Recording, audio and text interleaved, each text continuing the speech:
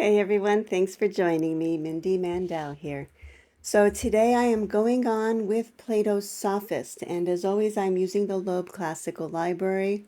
Also, as always, there is a link in the description box for a PDF version of this text. For those of you who clicked on this not realizing it's part of a series, this is, I think, the seventh in this series, and I will link the playlist up above. I do encourage you to check it out because this is a good dialogue, one definitely worth going through. Okay, so today we are picking it up from where I left off last week. And just as a quick reminder, we talked about the five genera of being last week. And that's rest and motion, same and different, and being. And we ended last week with the sophist kind of saving himself by explaining that when we say not being, we speak, I think, not of something that is the opposite of being, but only of something different. And so saying that not being doesn't necessarily mean it doesn't exist at all. There are various ways that something cannot be. We can talk about it being greater than being, which isn't really in this dialogue, but that is one way to talk about it.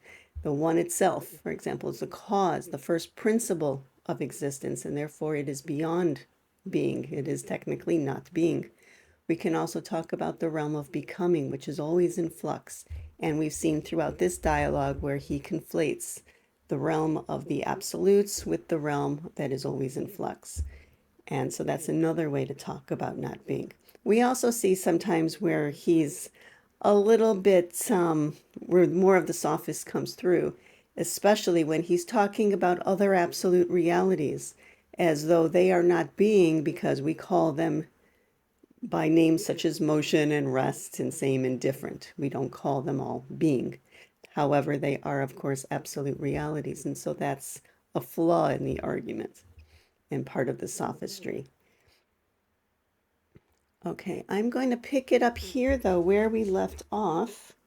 And the last thing that we read last week was this section right here, which is 257C for those of you with a different translation. It's page 417, by the way, if you have the same book or the PDF. And the stranger explains, then when we are told that the negative signifies the opposite, we shall not admit it. We shall admit only that the particle not indicates something different from the words to which it is prefixed, or rather from the things denoted by the words that follow the negative. Certainly. And so here's where we're going to pick it up. Let us consider another point and see if you agree with me. What is it? It seems to me that the nature of the other is all cut up into little bits, like knowledge. What do you mean? Knowledge, like other, is one, but each separate part of it, which applies to some particular subject, has a name of its own. Hence, there are many arts, as they are called, and kinds of knowledge or sciences. Yes, certainly.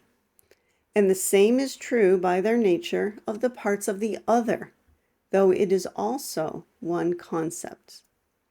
Perhaps, but let us discuss the matter and see how it comes about. So we see Theaetetus is a little skeptical here.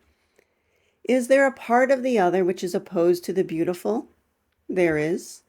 Shall we say that this is nameless or that it has a name? That it has one. For that which in each case we call not beautiful is surely the other of the nature of the beautiful, and of nothing else. Now then, tell me something more. What? Does it not result from this that the not beautiful is a distinct part of some one class of being, and also again opposed to some class of being? Yes. Then apparently it follows that the not beautiful is a contrast of being with being. Quite right. Can we then, in that case, say that the beautiful is more and the not beautiful less a part of being? Not at all. Hence, the not great must be said to be no less truly than the great? no less truly. And so we must recognize the same relation between the just and the not just, insofar as neither has any more being than the other, of course. And we shall then say the same of other things, since the nature of the other is proved to possess real being. And if it has being, we must necessarily ascribe being in no less degree to its parts also. And Theaetetus agrees and says, of course. Well, let's go back to the beginning of this argument. Do you see what is wrong here?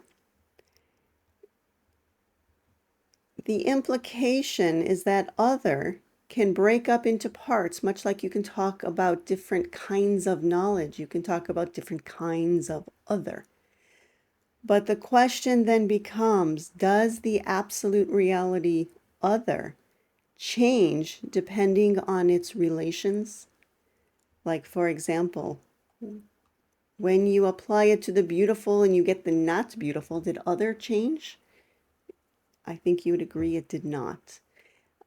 Another question to ask yourself is if something is not beautiful, does that mean that there is an eidos for not beautiful or ugly? Does that make sense? And so you have to ask yourself, what is going on here? The same would apply to the not just and the not great.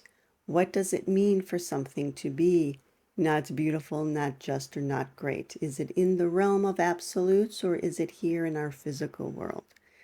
And so those are questions that you need to ask yourself. His basic argument here is that because other is an eidos, that means anything that participates it must also be an eidos. Is that how the theory of forms works, as you understand it? Think about that, if that really makes sense to you. Is it logical?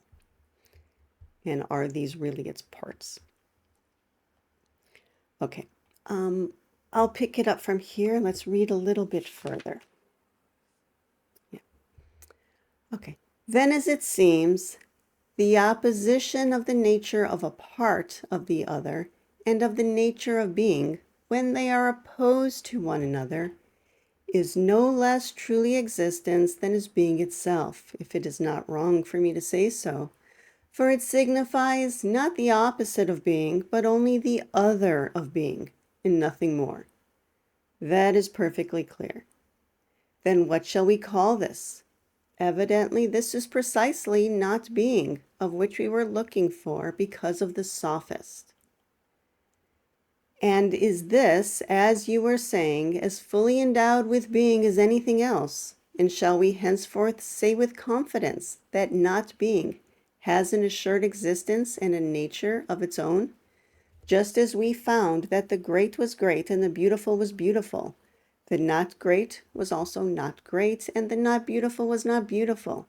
Shall we in the same way say that not being was and is being, to be counted as one class among the many classes of being? Or have we, Theaetetus, any remaining distrust about the matter? And he says, none whatsoever. Now this is a famous line. I'll take it from Shell. Shall we say that not being was and is not being, to be counted as one class among the many classes of being? I'll take it from there.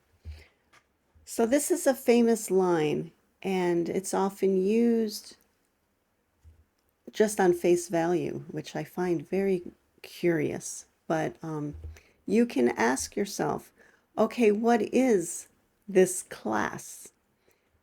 Perhaps it is a class, but what class is it? Is it a class that is another absolute reality? Does that make sense?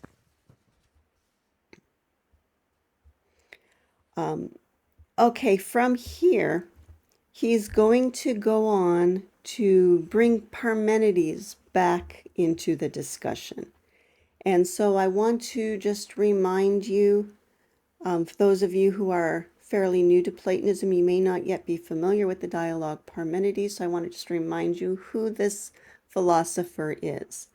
And there is a dialogue named after him, and it is a pure metaphysics. And if there is any dialogue called The Philosopher, remember there was a series we saw at the beginning, he was going to talk about the Sophist and the Statesman and the Philosopher. And we have a dialogue called the Sophist, we have a dialogue called the Statesman, but we do not have one called the Philosopher. If there was one, maybe I would vote for the Parmenides to be that dialogue. If we're going to take any of the existing dialogues and use that as the example of the philosopher, perhaps that would be Parmenides. And it was clear that Plato had great respect for this philosopher, as did Socrates as well. And in the dialogue called Parmenides, this is where Socrates is a young man, maybe late teens or early 20s, and he is meeting this elderly philosopher named Parmenides, who he has heard wonderful things about. And also his student Zeno came with him. Zeno is maybe in his 40s or so. I think Parmenides is like 65, which I guess was old for them. And Zeno was in his 40s. And Zeno had written a treatise in defense of his teacher, and Socrates and his friends wanted to hear that. And in the course of the dialogue, then, Socrates has a discussion with Parmenides, and then Parmenides demonstrates the dialectic using his own hypothesis, which is the one self or the one itself. Now, we're told at the very beginning of this dialogue, the Sophist, that the stranger is actually from Alea, which is the same place that Parmenides is from, and he, in fact, was a student of Parmenides' school. We're told, if you go back to the very beginning, I won't jump there now, but it's 216a, it says he's introduced as one of the followers of Parmenides and Zeno and a real philosopher. And so we know that he has that background. And so he's going to now refer to that teacher, and that teacher's most famous teaching is that being is, and whatever is not being is not. And so we're going to see how he's going to treat that, because here obviously he's talking about not being existing. And so now we're going to see what he says about it, how he brings his teacher into this. And yeah, okay. Okay, so picking it up where we left off here. Do you observe, then, that we have gone farther in our distrust of Parmenides than the limits set by his prohibition? What do you mean? We have proceeded farther in our investigation and have shown him more than that which he forbade us to examine. How so? Because he says somewhere, and here's a quote from Parmenides, the actual Parmenides, not Plato's Parmenides. Never shall this thought prevail that not being is. Nay, keep your mind from this path of investigation. Yes, that is what he says. But we have not only pointed out that things which are not exist, but we've even shown what the form or class of not being is. For we have pointed out that the nature of the other exists and is distributed in small bits throughout all existing things in their relations to one another. And we have ventured to say that each part of the other, which is contrasted with being, really is exactly not being. And certainly, stranger, I think that what we have said is perfectly true. Then let not anyone assert that we declare that not being is the opposite of being, and hence are so rash as to say that not being exists. For we long ago gave up speaking of any opposite of being, whether it exists or not, and is capable or totally incapable of definition. But as for our present definition of not being, a man must either refute us and show that we are wrong, or so long as he cannot do that, he must say as we do, that the classes mingle with one another, and being in the other permeate all things, including each other. And the other, since it participates in being, is by reason of this participation. I put the emphasis wrong. Let me say that again. The other, since it participates in being, is by reason of this participation, yet is not that in which it participates, but it's other. And since it is other than being, it must inevitably be not being. But being, in turn, participates in the other and is therefore other than the rest of the classes. And since it is other than all of them, it is not each one of them or all the rest, but it's only itself. There is therefore no doubt that there are thousands and thousands of things which being is not, and just so all other things, both individually and collectively, in many relations are, and in many are not.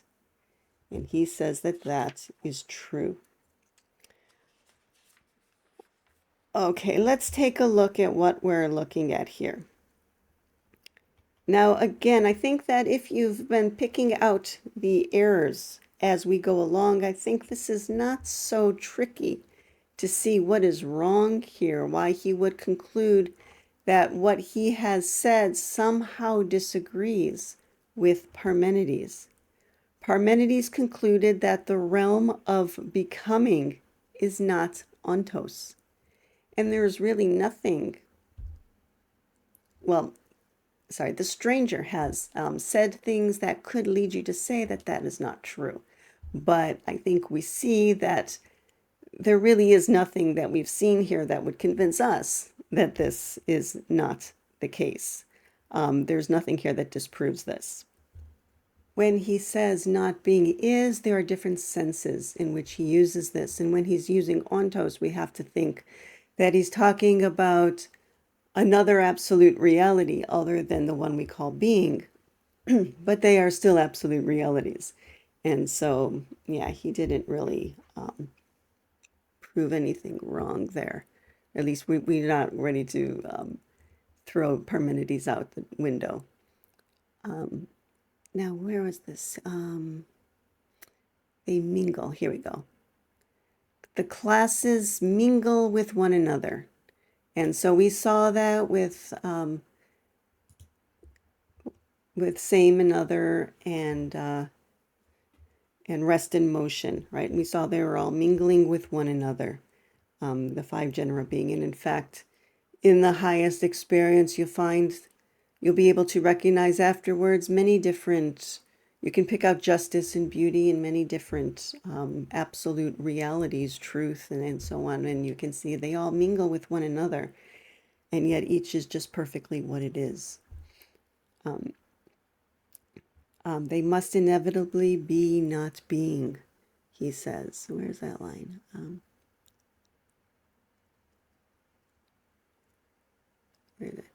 And being in the other permeate the other side. Let me just pull it up. They must inevitably be not being. There it is.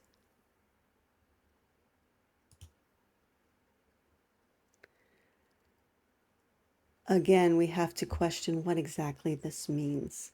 I won't harp over it over and over again. I think you get the idea that there's a lot of sophistry here. It doesn't mean it doesn't exist, right? And he has said himself that it doesn't, going back actually to where we opened with, that when we say not being, we speak, I think, not of something that is the opposite of being, but only of something different. And so you have to ask yourself, in what way is it different? Okay, and so that's the challenge, really, throughout this dialogue. Where did I end off here? Okay, so we have to ask ourselves, in what way is it different?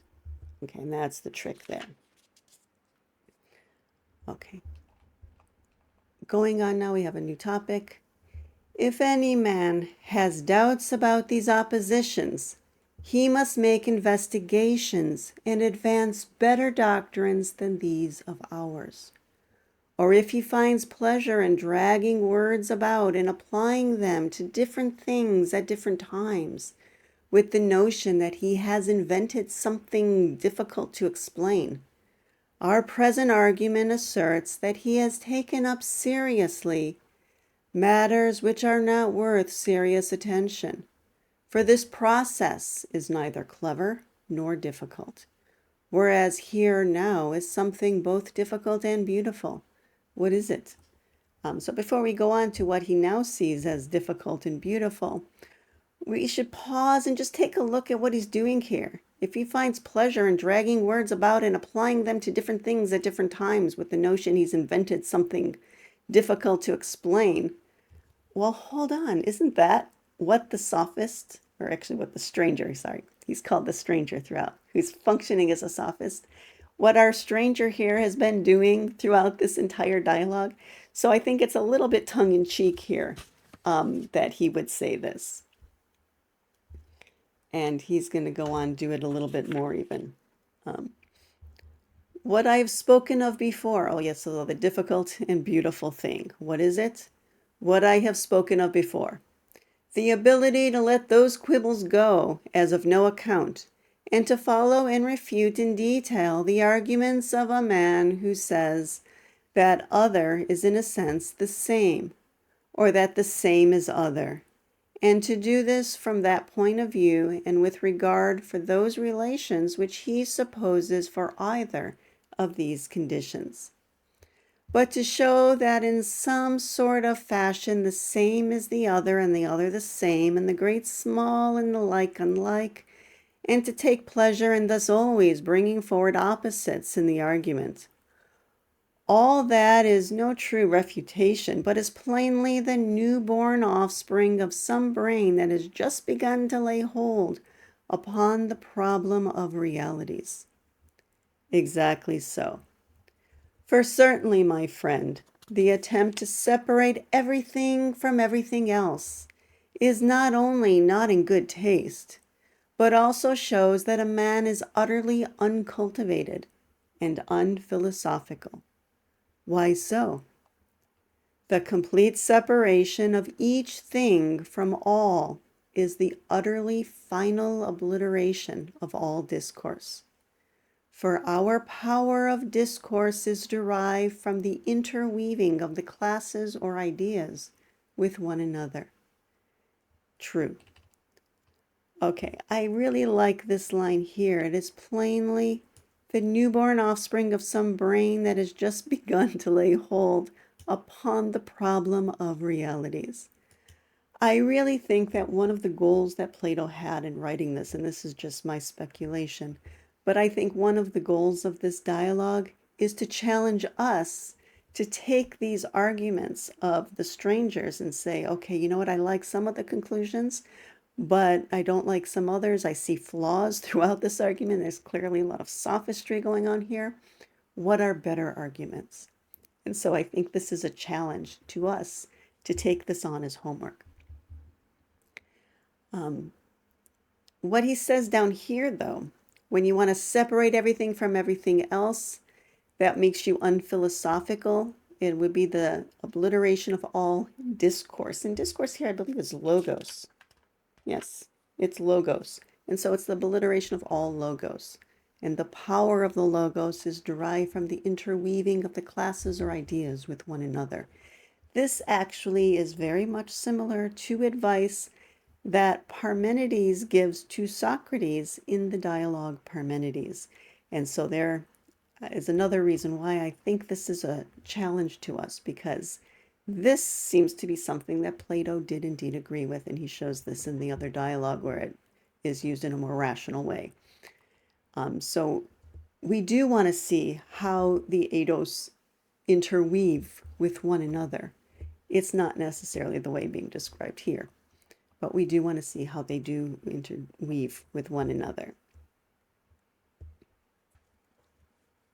Okay, going on then, let's pick it up from observe.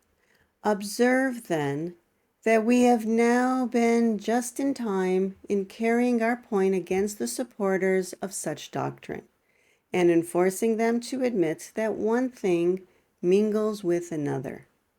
What was our object? Our object was to establish discourse as one of our classes of being. For if we were deprived of this, we should be deprived of philosophy, which would be the greatest calamity. Moreover, we must at the present moment come to an agreement about the nature of discourse. And if we were robbed of it by its absolute non-existence, we could no longer discourse, and we should be robbed of it if we agreed that there is no mixture of anything with anything. That is true enough, but I do not understand why we must come to an agreement about discourse just now.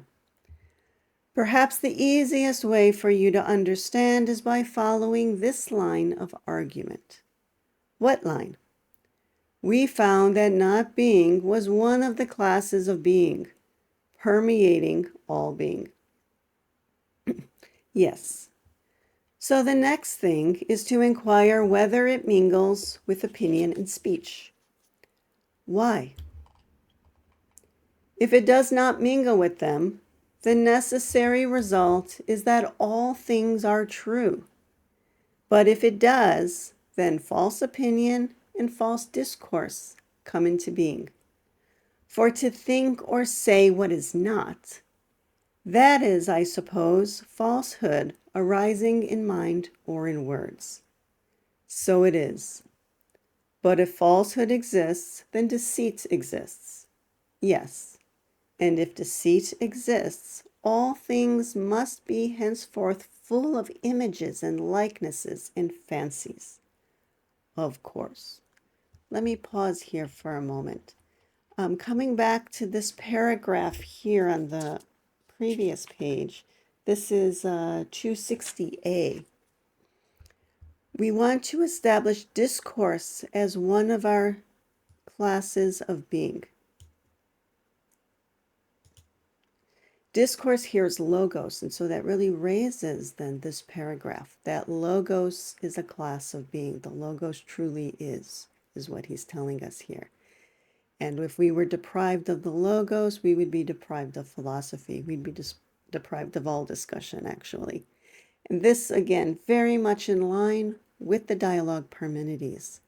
And also this argument here, going into page 429, and so taking us to from 260 B and C, that area here, that we associate not being with the realm of opinion, with the realm of false discourse, and with the realm of images and likenesses and fancies. And there's a footnote, by the way. I don't know why he put the footnote. The word fancy comes up later as well. And for some reason, he put the footnote later, even though it comes up here. And it's probably a footnote worth looking at, where he shows us that the English word fancy, although it is etymologically identical with the Greek word fantasia, it has lost its close connection with seeming. The English word has. The Greeks retain that, though. And he says here that the Greek word is therefore more comprehensive than the English. It denotes that which appears to be, whether as the result of imagination or of sensation. So for us, a fantasy is just like a daydream, right? But it has a wider use. Okay, so basically anything false, really, would fall into that realm. And when you get into the dialogue Parmenides, and I do have a video on this, and I'm sure I'll do more in the future, but you'll see there are a number of different hypotheses, and the one that is known as the sixth hypothesis really captures this idea of not being, of a way in which non-being is. And this is really very much in line with the sixth hypothesis.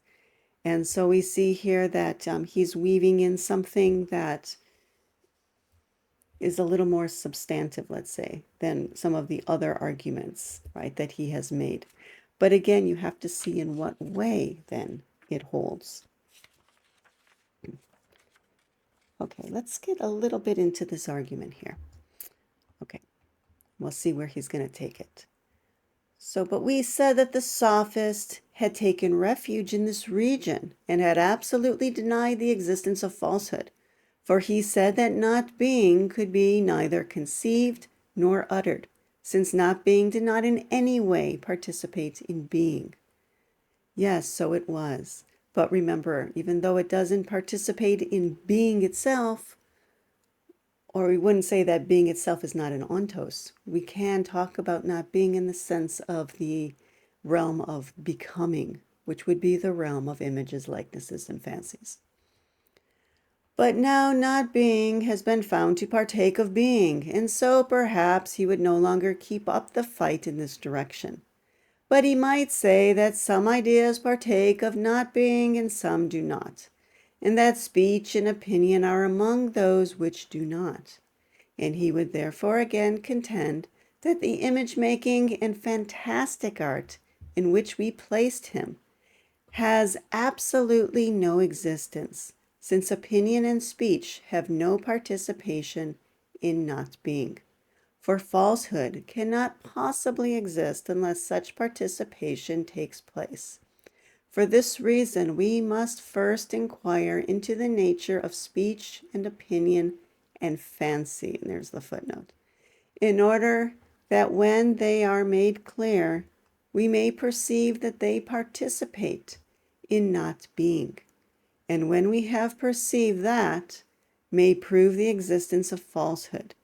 And after proving that, we may imprison the sophist therein, if he can be held on that charge, and if not, may we set him free and seek him in another class. I don't know how you can set him free if he has not been in prison, but anyway. It certainly seems stranger that what you said at first about the sophist, that he was a hard kind of creature to catch. That is true, for he seems to have no end of defenses, and when he throws one of them up, his opponent has first to fight through it before he can reach the man himself. For now, you see, we've barely passed through the non-existence of being, which was his first prepared line of defense, when we find another line ready. And so we must prove that falsehood exists in relation to opinion and to speech. And after this, perhaps, there will be another line, and still another after that. And it seems no end will ever appear.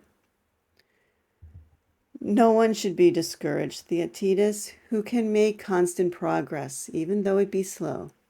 For if a man is discouraged under these conditions, what would he do under others if he did not get ahead at all or were even pressed back? It would be a long time, as the saying is, before such a man would ever take a city.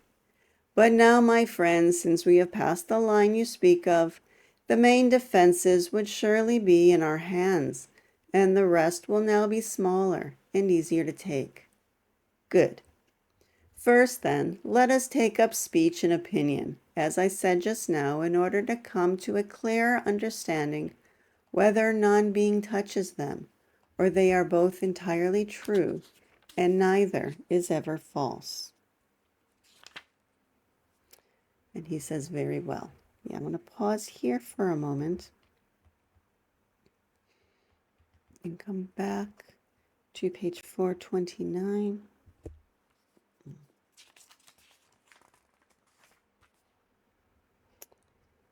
And looking at 260.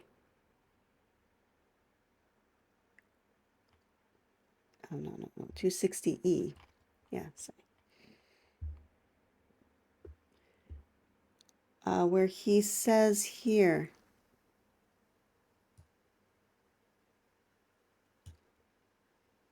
let me just highlight this for a moment here.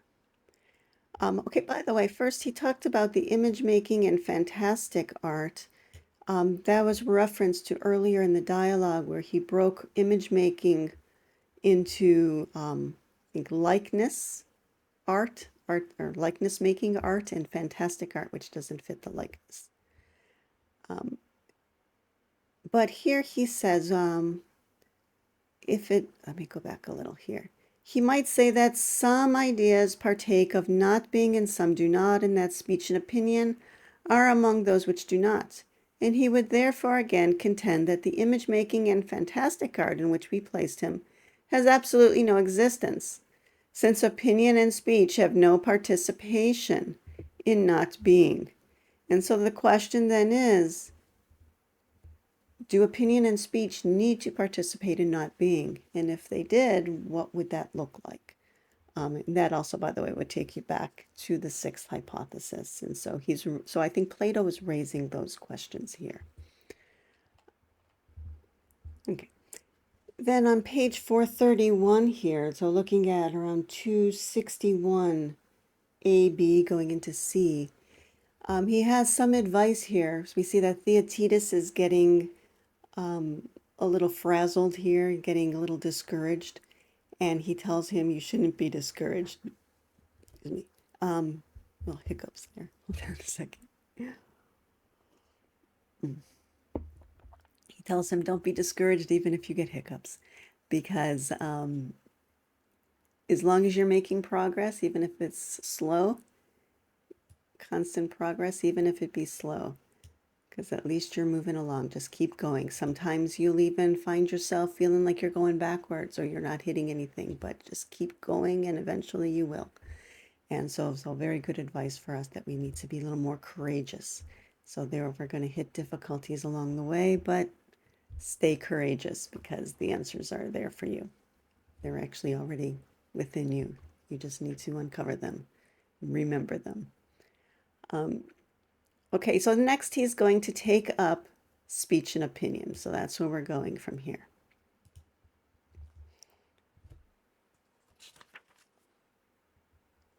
And that was where we ended off.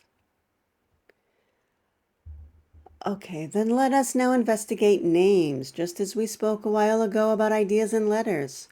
For in that direction the object of our present search is coming in sight. And Theaetetus wonders, what do we need to understand about names? And indeed, I hope you notice here that he just changed topics. We can sort of, what happened there? We can sort of connect these, speech and opinion, and okay, names are symbols that we use when we're speaking and expressing our opinion. But there is a bit of a jump here, and I hope you see that he says, let's talk about speech and opinions, and so now we're going to investigate names. Okay, well, let's see what he's going to do with names. And let's see how far I want to read. Yeah. Okay. Okay, whether they all unite with one another. What do we need to, let me back up. What do we need to understand about names? Whether they all unite with one another or none of them, or some will and some will not. Evidently the last, some will and some will not. This perhaps is what you mean, that those which are spoken in order and mean something do unite, but those that mean nothing in their sequence do not unite. How so, and what do you mean by that? What I supposed you had in mind when you assented. For we have two kinds of vocal indications of being. How so? One called nouns, the other verbs. Define each of them. The indication which relates to action we may call a verb. Yes. And the vocal sign applied to those who perform the actions in question we call a noun. Exactly. Hence, discourse is never composed of nouns alone, spoken in succession, nor of verbs spoken without nouns. I do not understand that. I see. You evidently had something else in mind when you assented just now. For what I wished to say was just this, that verbs and nouns do not make discourse if spoken successively in this way. In what way? For instance, walks, runs, sleeps, and the other verbs which denote actions. Even if you utter all there are of them in succession, they do not make discourse for all that. No, of course not. And again, when lion, stag, horse, and all other names of those who perform these actions are uttered, such a succession of words does not yet make discourse.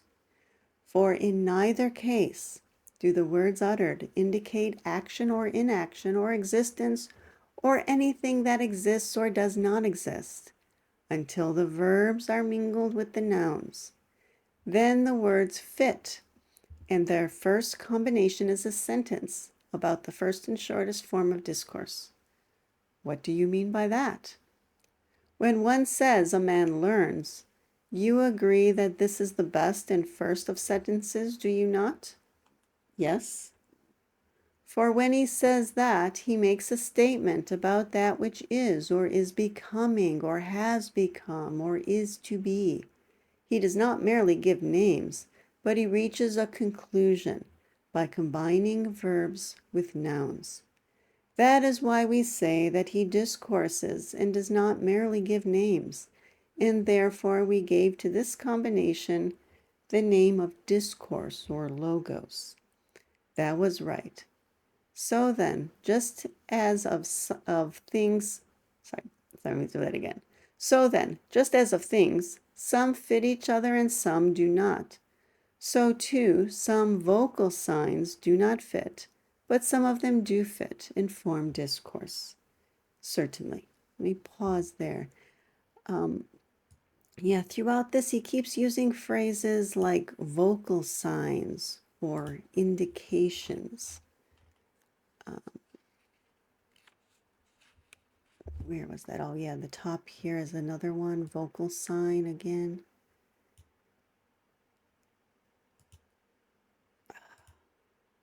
Sorry, this highlighter is weird.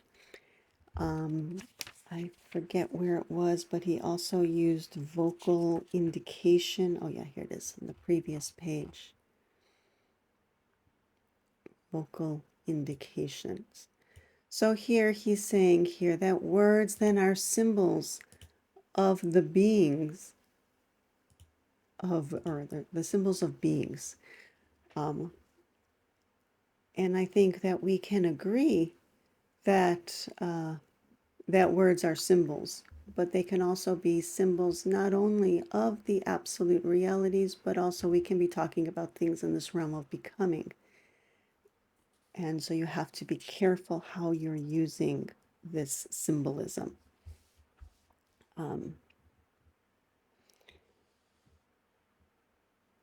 Also, another thing to point out here, a concern here is, again, that I see this conflating of being and becoming throughout this entire dialogue. And so here he's talking about nouns and verbs, and the footnote is just about Greek grammar. But even looking at this in English, talking about nouns and verbs. So again, that's the realm of becoming. That's not the realm of absolute realities, because when we talk about an absolute reality, we're talking about something that always is. And therefore, if we're going to assign it to grammar, they're always nouns. They're always nouns. Another thing to point out here is that throughout this, he keeps saying, he uses a number of times, you had something else in mind when you assented, or you must have been thinking something else. But, it never, at no point in this leg of the discussion does he ever ask Theaetetus, why did you assent? What were you thinking? He never asks him for his point of view, which I find curious. And then there's this point about the vocal signs was my last note here.